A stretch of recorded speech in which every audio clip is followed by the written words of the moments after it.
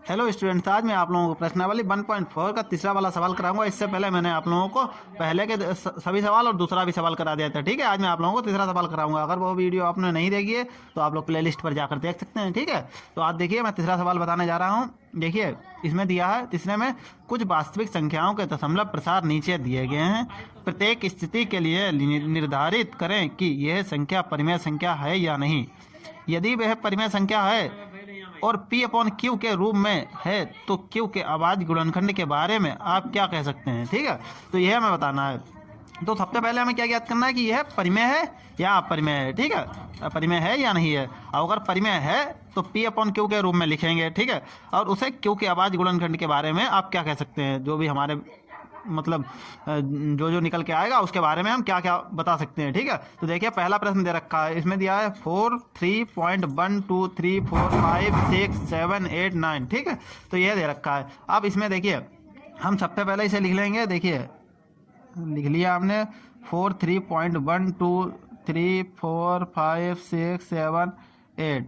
ठीक है, अब देखिए अगर हम इस पॉइंट को हटा लें तो भाग में देखिए क्या पहुंच जाएगा। इस पॉइंट को मैंने हटाया तो देखिए 1 2 3 4 5 6 7 8 9 9 जीरो बढ़ जाएंगे। 1 2 3 4 5 6 7 8 9 9 जीरो बढ़ा लिया। अब देखिए अगर हम देखिए मैंने बताया था अगर हम इसे P अपॉन Q के रूप में देखिए लिखें तो हम लिख सकते हैं। देखिए क्योंकि Q यहाँ पे जीरो नहीं है तो यानी कि यह परिमेय संख्या हो जाएगी, क्योंकि इसे P अपॉन Q के रूप में लिख सकते हैं। तो जहाँ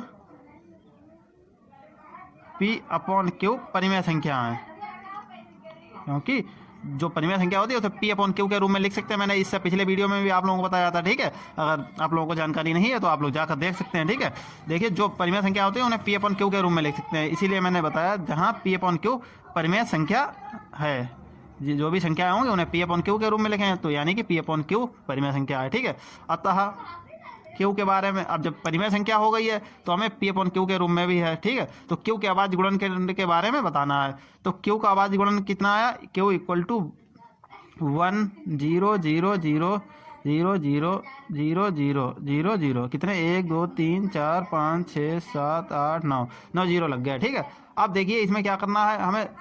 अब हम Q को क्या लिख सकते हैं, Q इक्वल टू 10 की पावर अगर हम 9 लिख ले तो इसमें तो कोई समस्या नहीं है। ठीक है, ये तो हम लिख सकते हैं। ठीक है, अब देखिए अगर हम Q इक्वल टू 2 इंटू 5 की पावर 9 लिख लें, इसमें भी कोई समस्या नहीं होनी चाहिए कि 2 पंजे 10, अब पावर तो 9 है ही है, इसमें भी कोई समस्या नहीं है। ठीक है, अब देखिए मैंने बताया था कि हर में अगर ये देखिए Q बराबर तो हर वाला तो है, यह है P अंश हो गया। ठीक है, ऊपर वाला Q हर। अब देखिए Q इसके बराबर है, यानी कि इकाई दाई सैकड़ा हजार 10,000 लाख, इकाई दाई सैकड़ा हजार 10,000 लाख 10 लाख 1 करोड़ 10 करोड़ 1 अरब। ठीक है, यानी कि 1 अरब के बराबर है। तो देखिए अब हमने इसे 2 इंटू 5 की पावर में लिख लिया, तो हम ये लिखेंगे क्योंकि 2 की पावर m इंटू 5 की पावर n के रूप में संख्या 1 अरब यानी कि 2 इंटू 5 की पावर 9 है। ठीक है, यह देखिए यह इसके रूप में आ जाती है तो यह शांत हो जाता है। मैंने आप लोगों को पिछली वीडियो में बताया था कि जिस भी संख्या को हम 2 की पावर m इंटू 5 की पावर n के रूप में लिख सकते हैं, अगर यह इस तरीके के रूप में आ जाती है तो हम वह संख्या इसीलिए लिखेंगे। इसीलिए Q इक्वल टू या Q इक्वल टू रहने दीजिए, आप इस तरीके लिखिए। इसलिए यह परिमेय संख्या है। परिमेय संख्या सिद्ध हो गई। देखिए क्योंकि इसे 2 की पावर m इंटू 5 की पावर n के रूप में लिख सकते हैं। अगर हम इसे खोल के लिखें 2 की पावर 9 इंटू 5 की पावर 9। ठीक है, तो देखिए यह सिद्ध हो गया। अब देखिए दूसरा वाला सवाल इसमें दे रखा है 0.120 12 00 12 000 12 40, इसी तरीके से डेट अनंत तक की। तो देखिए इसे हम इस प्रकार लिखें 1 2 मतलब जैसे। ठीक है, ये देखिए यह दे रखा था। ठीक है, तो इसमें देखिए सभी इसी तरीके से आपका डेट आगे तक चला जाएगा, क्योंकि देखिए 1 2 आ रहा है, फिर उसके बाद 1 0, फिर 1 2 आया, फिर 2 0, फिर 1 2 आया, फिर 3 0, फिर 1 2 आया, फिर 4 0, इसी तरीके से 1 2 आया, फिर 5 0, एक जीरो एक दो आया, फिर 6 जीरो, इसी तरीके से 7 8 आगे तक अनंत तक चलता चला जाएगा। अब उसमें देखिए जो भी संख्या अनंत तक मतलब लगभग जाएगी तो वह अब उसमें पुनरावृत्ति भी नहीं हो रही है। देखिए यानी कि पुनरावृत्ति मतलब बार बार वो संख्या भी नहीं आ रही, रिपीट हो रही है। देखिए इसमें जैसे आया था 120, फिर 120 फिर से नहीं आया, फिर 1200 आया, फिर 12,000 आया, फिर 1,20,000 आया, इसी तरीके से 12 लाख आएगा, फिर आगे 1,50,000 तक चला जाएगा। ठीक है, 1,20,00,000, इस तरीके से आगे चलता चला जाएगा अनंत तक। तो यानी कि हम लिखेंगे यह दशमलव प्रसार पी अपॉन क्यू के रूप में नहीं लिखा जा सकता, यह दशमलव प्रसार पी अपॉन क्यू के रूप में नहीं लिखा जा सकता है। ठीक है, तो इसीलिए यह संख्या अपरिमेय संख्या है, अपरिमेय संख्या है। ठीक है, यह अपरिमेय संख्या है। अब इसका देखिए यह दशमलव प्रसार पी अपॉन क्यू के रूप में नहीं लिखा जा सकता, इसलिए यह संख्या अपरिमेय संख्या है और दशमलव प्रसार अशांत होगा। जब हम पी अपॉन क्यू के रूप में लिख नहीं सकते तो दशमलव प्रसार अशांत होगा। ठीक है, अब इसमें तो कोई समस्या नहीं होनी चाहिए। देखिए जितना पुनरावृत्ति हो रही है अनंत तक जा रहा है तो यह हमें पी अपॉन क्यू के रूप में नहीं लिख सकते, इसीलिए अपरिमेय संख्या हो गई। ठीक है, और दशमलव प्रसार तो अशांत हो जाएगा, क्योंकि जब परिमेय नहीं है तो फिर दशमलव प्रसार कहाँ से होगा। आप देखिए तीसरा सवाल देखिए, अब देखिए तीसरा सवाल दे रखा है 43 पॉइंट और फिर बाद में 1 2 3 4 5 6 7 8 9, इसके ऊपर बार लगाए। बार का मतलब यह होता है कि यह संख्या इस तरीके से बढ़ती चली जा रही है, मतलब यही संख्याएं फिर से रिपीट हो रही हैं। जैसे देखिए इसमें 1 2 3 4 5 6 7 8 9। ठीक है, अब फिर से यही आ जाएगी 1 2 3 4 5 6 7 8 9, फिर से 1 2 3 4 5 6 7 8 9, इसी तरीके से ये देखिए इस पे बार लगा दें, यानी कि यही बढ़ती चली जा रही है आगे। ठीक है, या यहाँ पे बार रहने दीजिए लगाने को, इसी तरीके से आगे आगे इस तरीके डैश लगा दीजिए, तो यानी कि यही संख्याएं फिर से रिपीट होती चली जा रही हैं। तो देखिए इसमें भी अनंत तक जा रहा है, और अनंत तक जा रहा है तो हमें अब इसमें संख्या रिपीट हो रही हैं लेकिन इसमें अनंत तक जा रहा है, तो हम यहाँ पे लिखेंगे उपरोक्त समीकरण को पी अपॉन क्यू के रूप में लिख ही नहीं सकते हैं। उपरोक्त या लिखिए इस समीकरण को उपरोक्त संख्या इस तरीके लिखिए, इस संख्या को पी अपॉन क्यू के रूप में नहीं लिखा जा सकता, नहीं लिखा जा सकता है। इसलिए यह दशमलव प्रसार अशांत होगा।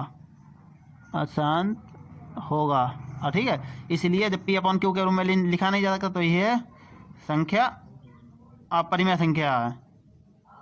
ठीक है, अगर आपको समस्या आ रही है तो आप लोग मुझे कमेंट कीजिएगा, आप लोग कमेंट जरूर करते रहिए। ठीक है, तो उससे जानकारी भी हम लोगों को थोड़ी बहुत मिलती रहती है। ठीक है, कि बच्चों को कहाँ पे दिक्कत आ रही है, उस हिसाब से हम लोग आगे के लिए आगे की वीडियो बनाएंगे तो उसमें थोड़ा सा ध्यान रखेंगे। ठीक है, तो देखिए इसमें कोई समस्या नहीं होनी चाहिए। ये आपकी एक्सरसाइज 1.4 का लास्ट सवाल था और इस चैप्टर का भी लगभग। ठीक है, क्योंकि आप लोगों की 4 ही एक्सरसाइज हैं, उसका तीसरा सवाल कंप्लीट हो गया। अब देखिए मैं आप लोगों को दूसरा चैप्टर कराने जा रहा हूँ। ठीक है, तो इसके बारे में थोड़ी जानकारी ले लीजिए। देखिए आज मैं आप लोगों को थोड़ी सी इसकी भी जानकारी दे रहा हूँ, अध्याय दूसरे की, इसका नाम है बहुपद। ठीक है, तो बहुपद का समीकरण हमें किस प्रकार से होगा। देखिए व्यंजक a0 plus a1 n plus a2 n square plus a3 n cube plus dot dot dot dot, इसी तरीके से an की पावर n को बहुपद कहते हैं। ठीक है, बहुपद के कितने प्रकार होते हैं इन सबकी जो जानकारी मैं आप लोगों को थोड़ी सी याद दे रहा हूँ, एक्सरसाइज नहीं कराऊंगा। ठीक है, तो इसके बारे में थोड़ी सी जानकारी दे रहा हूँ। बहुपद के प्रकार, हेडिंग डालेंगे बहुपद के प्रकार। ठीक है, बहुपद 2 प्रकार के होते हैं, बहुपद 2 प्रकार के होते हैं। ठीक है, तो बहुपद कितने प्रकार के होते हैं, 2। अब पहला बहुपद कौन सा होता है, पदों के मतलब पहला नंबर लिखेंगे पदों के आधार पर। ठीक है, और दूसरा नंबर लिखेंगे घातों के आधार पर। ठीक है, मैं आप लोगों को अभी देखिए समीकरण बना के भी बता रहा हूँ। ठीक है, आधार पर, ठीक है। तो इसमें देखिए सबसे पहले हेडिंग डालेंगे नंबर 1 पदों के आधार पर, पदों के आधार पर, देखिए पदों के आधार पर, ठीक है, हेडिंग डाल लिया हमने। एक पदीय बहुपद ऐसे बहुपद होते हैं जिनमें केवल एक पद हो, ठीक है। तो देखिए सबसे पहले हम हेडिंग डालेंगे बहुपद के वो इसमें पदों के आधार पर। तो पदों के आधार पर इन्हें निम्न प्रकार बांटा गया है। पदों के, इसके अंदर भी प्रकार होते हैं। पदों के आधार पर इन्हें निम्न प्रकार बांटा गया है। निम्न इस तरीके से लिखेंगे, निम्न प्रकार, निम्नलिखित प्रकार बांटा गया है, ठीक है, बांटा गया है। नंबर 1 हेडिंग डालेंगे सबसे पहले कि एक पदीय बहुपद, ठीक है। थोड़ी सी मैं इसके बारे में इसलिए जानकारी है ना कि आप लोगों को पता होना चाहिए कि क्या पढ़ रहे हैं हम, ठीक है। अब इसकी इक्वेशन किस टाइप की होती है, इसका मतलब क्या है, एक पदीय बहुपद। नहीं तो आप लोगों को सीधे सीधे इक्वेशन अगर बता दूं, सवाल करके आके दिखा दूं, वो तो समझ में आ जाए, लेकिन आप लोगों को पता ही नहीं होगा कि यह कितने पद का है। कोई पूछता है इसमें कितने पद हैं या कितनी संख्याएं हैं, तो हम उसके बारे में पूरा बता सकें। देखो ऐसे बहुपद, एक पदीय बहुपद कैसे होते हैं, ऐसे बहुपद जिनमें केवल एक पद हो, एक पद हो, ठीक है, एक पदीय बहुपद कहलाते हैं, ठीक है, यह लिख लिया। अब देखिए दूसरा, देखिए दूसरे नंबर पे हम हेडिंग डालेंगे, ठीक है। दूसरे नंबर पे हेडिंग मैंने डाल ली द्विपदीय बहुपद। ये देखिए द्विपदीय बहुपद, ठीक है, द्विपदीय बहुपद। अब इसमें हम सबसे पहले मैंने देखिए लिख लिया द्विपदीय बहुपद। तो आप लोग समझ गए होंगे कि ऐसे बहुपद जिसमें 2 पद हों, ठीक है, ऐसे बहुपद जिनमें मच्छर बहुत केवल 2 पद हों, द्विपदीय बहुपद कहलाते हैं, ठीक है। अब मैं देखिए एक बार लिखे दे रहा हूँ, इसका उदाहरण भी आप लोगों को देखिए, अरे पहले वाले का उदाहरण नहीं बताया, तो देखिए इसका एक पदीय बहुपद का उदाहरण भी आप लोग यहीं पर लिख लीजिए उधर में। देखिए एक पदीय बहुपद किस प्रकार के होते हैं, देखिए जैसे मैंने 3 लिख दिया, 5 लिख दिया, n स्क्वायर लिख दिया, x स्क्वायर लिख दिया, y स्क्वायर लिख दिया, इस प्रकार के कितने होते हैं, देखिए मतलब अनंत तक, यानी कि आदि लगा देंगे, तो देखिए अनंत तक, मतलब इस टाइप के बहुपद एक पदीय बहुपद होते हैं। अब देखिए दो पदीय बहुपद किस टाइप के होते हैं, इनका उदाहरण लिखेंगे।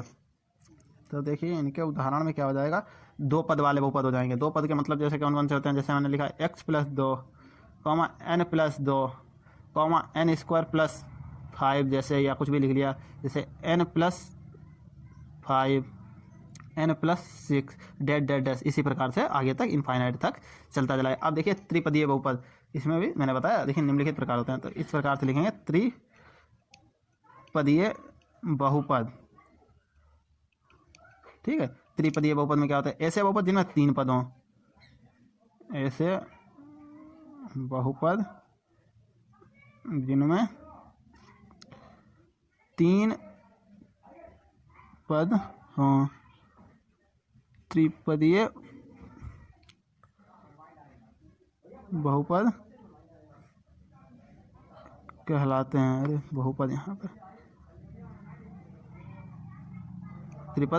त्रिपदीय अरे बहुपद कहलाते हैं, 2 बार लिख गया बहुपद, कोई बात नहीं, ठीक है। तो इसमें देखिए उदाहरण, इसका उदाहरण क्या हो जाएगा, इसका उदाहरण हो जाएगा जैसे समीकरण बनती है, जैसे x² + 3x + 4, ठीक है। इस प्रकार की आप लोगों ने इक्वेशन देखी है, n² + 3n + 5, इस टाइप की आप लोगों ने इक्वेशन देखी होंगी, x² + 3x + 5, ठीक है। तो इस प्रकार की इक्वेशन आप लोगों ने देखी होंगी, ठीक है। इस प्रकार से डैश इक्वेशन बनती चली जाती हैं। अब देखिए एक इसमें होता है शून्य बहुपद, ये बहुत ज़रूरी है, इसके बारे में आप लोगों को जानकारी होनी चाहिए। शून्य बहुपद, शून्य बहुपद में देखिए क्या होता है, ऐसे बहुपद जिनमें चर पद गुणांक शून्य हो, यानी कि ऐसे बहुपद इस टाइप से लिखवाएं, चलिए इस टाइप से, ऐसे बहुपद जिनमें चर यानी कि मतलब चर संख्या वाले पद, ठीक है, संख्या पद यानी कि चर पद गुणांक शून्य हो, यानी कि मतलब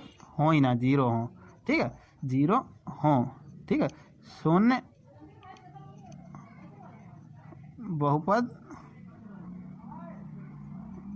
कहलाते हैं। तो देखिए इसका उदाहरण लिख लीजिए आप।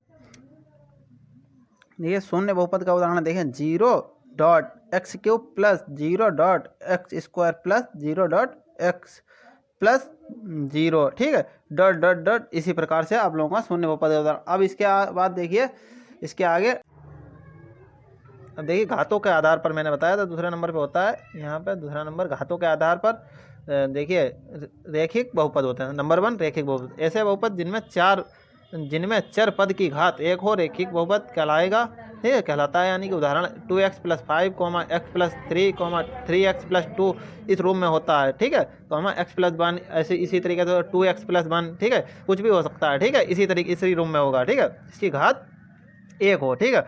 द्विघात बहुपद, दूसरे नंबर पे द्विघात, ऐसे बहुपद जिनमें चर पद की घात 2 हो, द्विघात बहुपद कहलाता है। देखिए उदाहरण देखिए, x की पावर 2 है, ठीक है, इनकी घात 2 है, यानी कि x² + x + 1, y² + 5y + 6, ठीक है, इस टाइप से होता है। अब देखिए, अब इसके बाद देखिए तीसरे नंबर पे त्रिघात बहुपद, ऐसे बहुपद जिनमें चर पद की घात 3 हो, त्रिघात बहुपद कहलाता है। उदाहरण देखिए x³ + 5x + 1, ठीक है, x³ + 5x² + 3x + 1, x³ + 5x² + 2x + 1, ठीक है, इस रूप में लगभग होता है, ठीक है। तो देखिए उनकी घात 3 होगी, इसमें 2 होगी, इसमें 1 होगी।